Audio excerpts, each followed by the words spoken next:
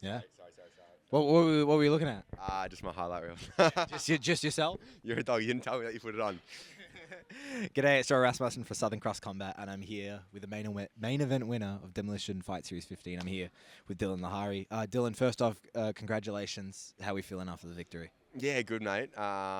It went exactly to plan. I knew if I got it down, I was very confident he wouldn't be able to see out the first round, and it kind of went to plan. I was going to bring that up, not to peek the curtain too much, but backstage I did get a chance to say hello to you before the fight, and you told me that was the prediction. You said, I don't think it's getting out of the first round. What was it that made you feel that? I think I genuinely believe I'm not going to put a number behind it, but I think I'm one of the better MMA grapplers in the country, and I think my ability to finish a fight with my grappling is, up there with the best in the country, as I said. So, yeah, I know I just had full belief in myself and that ability.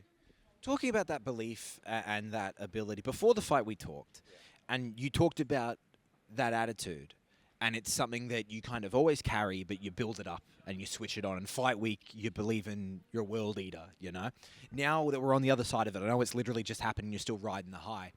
But, is there almost like a weight lifted? Can you kind of stop maybe thinking about fighting for, a moment? Kind of. What you said about you got to be a little bit delusional, that's how I like to describe it almost in fight week. That definitely applies to sort of what you think they can do to you, I think. You got to make it in your head that you don't see them having a path to victory. Even though you're not dumb, it's a fucking fight. There's obviously a large path for them. That's where the delusion comes in. In regards to my grappling ability, there is none. I know where I stand, and I know that's at the top. Talking about that, you went out. There was a little bit of an exchange on the feet, but the moment that opportunity presented itself, you blasted through him, got the double, kept it on the ground, and got the submission after showing both grappling and striking. Was that exactly kind of how you drew it up?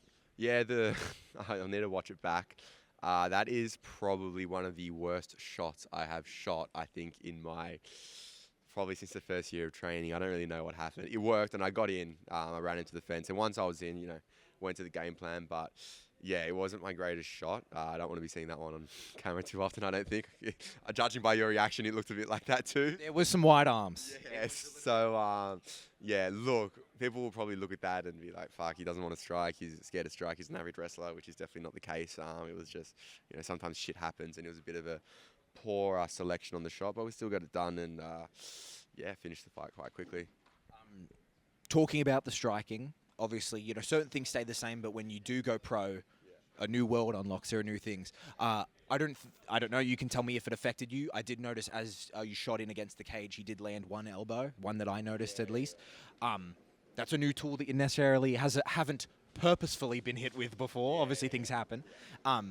How was it when there's new games unlocked? The knees and the elbows are now there. Yeah, look, it's certainly different. I think you'd be stupid to say it's not. Obviously in the striking, but in the grappling too, it completely changes the game. I managed to land quite a few when I was on top of him.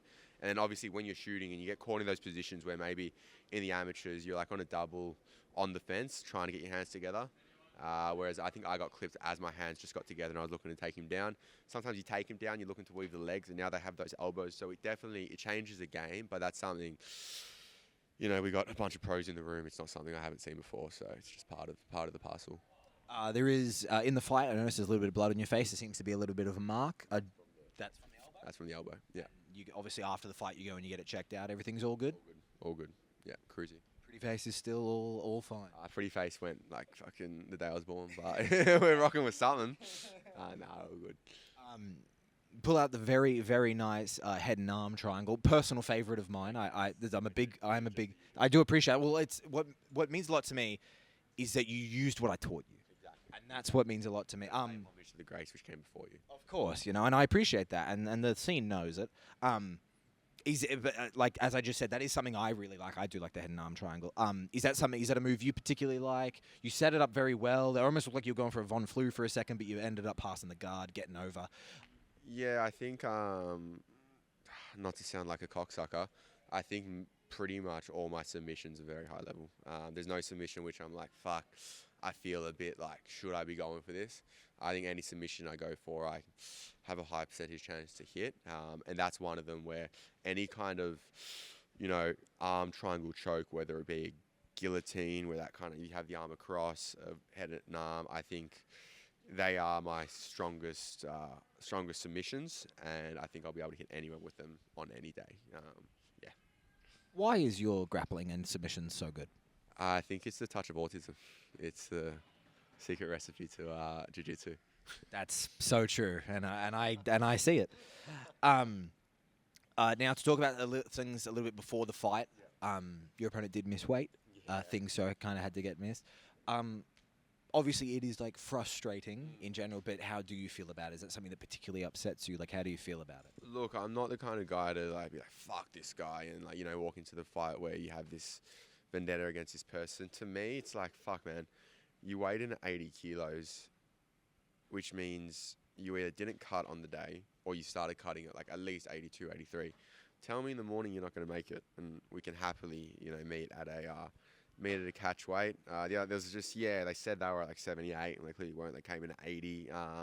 It was just a bit of bullshit, and I understand. I think he was sort of down here. I think his coaches hadn't come down yet, and obviously when you are in the process of cutting, you're depleted, you're not thinking straight. So look, it is what it is. He apologised after we had a little chat, so it's all good, but it's fucking frustrating on the day. And if you look at the percentage of fights won where someone's missed weight, I think it'd be a high number towards the person who has missed the weight wins the fight. So, yeah, it's frustrating. We've already talked about your mentality when you enter a fight, but does that begin to creep in when like that? Like, evidently that's something that you pay attention to. So funny you say that. I didn't. It was something which had crept in, and I wouldn't let myself check it, and I wouldn't let myself think about it until after the fight. Literally, as soon as I walked out and got up here, I said it to someone. So, like, I think a big part of anything in life, especially fighting, but not even especially fighting, anything in life, you got to be able to, block out some thoughts at times, and that's something which I definitely did. It didn't come up in my mind twice. It came up, I shutted it away, and then after the fight, I let it kind of sit a little bit more. The walkout song was incredible. It was Forever by the Veronicas. Why that song? I don't know. It feels good. You thought you get the crowd up and about a little bit. It makes me happy. I like when the chorus fucking drops in. So, yeah, you got me going. What is you said it there, like it makes you happy. Some people like all different things for a walkout. Something that G's them up, something that calms them down. Yeah. What is the emotion you try to channel? When I think about it too much, I kind of just pull myself back and be like, dude, what are you trying to do? Like, I just let myself sort of be who I am and what comes with the walkout. I'm usually pretty chill and relaxed, but I've never failed to lock in. So when I start thinking, fuck, you got to be locked in, I then have that little voice in my head where I'm like, why? Like, you are locked in. You don't need to make yourself fucking grumpy and big dick as you're walking out. Obviously, once you walk into the cage, you naturally get that a little bit, bunch of testosterone flowing. We're all men, so that will come naturally. But yeah, I just let it sort of happen how it happens. A lot of testosterone, a lot of autism in the cage, Fine combination. Fine science. Something that I don't believe you and I have spoken about before is there's the unofficial nickname, and then I believe there is the official nickname, the Albanian Weapon. Yeah. That's the official nickname? Yeah, I think it is. Kind of just got given to me on a night out. No, kind of got given to me. I'm known to down a few beers on a night out, but yeah, it kind of just stuck, and I haven't really thought twice about it. And I'm very proud of my Albanian sort of, heritage, and I want to keep that around. So yeah, why not? The weapon part might change, but the Albanian will definitely stay in there. Well, that's what I wanted to talk about. It's on the back of the shirt. Yeah. The symbol from the flag. I think you noticed because I think it's sitting over there, but there was someone in the crowd draped in the flag. Shout out Brandon, he'll love this. Brandon's a young kid who I used to train at a gym I used to work at, and he's a really good kid. So shout out Brandon, I love you, mate. What is that like for you to have that support? I was talking to someone while I was standing in the crowd, and I was like, bringing a flag, I feel like to a local fight means a lot. You go to the UFC, you see people repping the flag, but this is your pro debut, local show. What does it mean to have that support? Oh, it's unreal, mate. So many people turned out from the Albanian community through to the gym community, through friends I made, and it's just, it's fucking unreal. People really get around you. You get a lot of messages where people are telling you, like, obviously, Not that I'm doing anything special, but you're working in a gym, so you got a lot of young people who are around and people who sort of look for role models and look for a path. You don't realize how much it can actually, affect some people. Because even saying that, I feel like a bit of a wanker, because there are people who do a lot more and a lot better role models. But you realize the things you do, people really get around it. So it's great to great to see the support and see the people come out. Now, talking about the unofficial nickname, of course, of two-time. Yeah. Oh, yeah. Wait, what unofficial nickname were you thinking I of? didn't even know, mate. I don't know. I didn't even know what you're talking about. Keep going. As much as that's a nickname in jest, but it's obviously in, like it's support. Yeah. But you kind of touched on it in the cage. To make your pro debut here at Demolition, the same place you became two-time. But what does that mean to you, to be able to make your pro debut here? Oh, mate, it's fucking unreal. First thing I said on the mic as well. I don't even know, did I say it at the start? But Wayne and Leisha, they run a fucking spectacular show. I don't care what anyone says. I know they cop a little bit of slack because they throw out a bunch of titles and, this and that, which I get it. They're amateur titles. They get it too. But they're providing a platform for amateurs to see what it's like at the professional level. You come here, it's set up perfectly. It runs to a T. It's the only show I've been to where the fights start when they're supposed to start. Intermission happens when it's supposed to happen. It finishes when it's supposed to finish. Nothing goes wrong. It's the best promotion I've fought for. I can't say a better word about them, and I'm more than happy. I'm so happy to have had my pro debut for them. Now, when I last spoke to you before the fight, you talked about there are some names on the list, and you said you're not going to worry about them until after. It is now after. Who are some of those names? Who's next? Tom Ackerly wants it. I'd love to get that fight. I think he's a good little fighter from down in Tassie. I think my style matches up to him, quite well. We've both fought a couple of the same boys. So, yeah, if Tom wants to go after it, I know he's fought on Demo as well. Let's give Wayne a call and let's get it going. That would be a fantastic fight. I'm sure the scene would love to see that. And then when would you be looking for something like that? Fuck, I don't know. See what happens. Let me go have a couple of pizzas, have a fucking red wine, sit on it, see what comes next. I'm actually not sure. Look, I've got the ball rolling now. When I get the ball rolling, I look to sort of. I think I've just started bleeding. Yeah, it's been coming out a little bit. Yeah, look, I don't know. Get it dirty. Don't use your sleeve. I'm fit. I'm healthy. I'll probably take a week or two out of the gym, come back. I'd like to get one in before the end of the year. Whether that's sooner or later, I'm not sure, but one before the end of the year would be good. Fit, you're healthy. You're bleeding from the face. It's fighting, brother. You touched on it there, and I do appreciate you giving me that answer. I understand to just win your first fight and me be like, now when are you going to do it again? I understand, so I do appreciate the answer. You touched on it there, though. What is the celebration? You said you got the Albanian weapon after a few beers. You mentioned pizza and wine.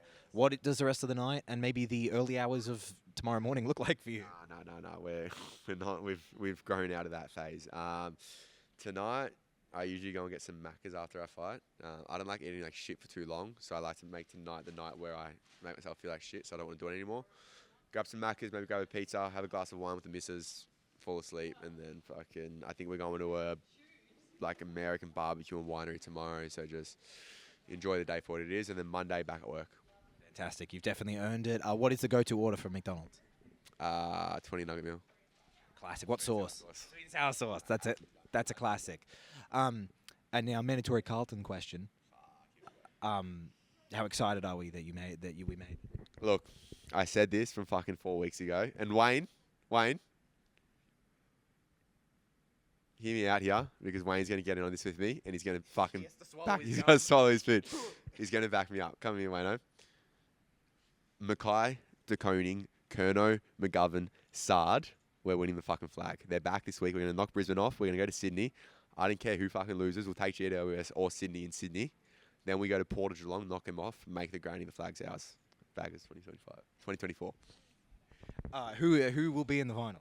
No, I don't know. I want us to be there, but fuck. This gives me more anxiety than my fight, man. It's fucked. It's fucked up.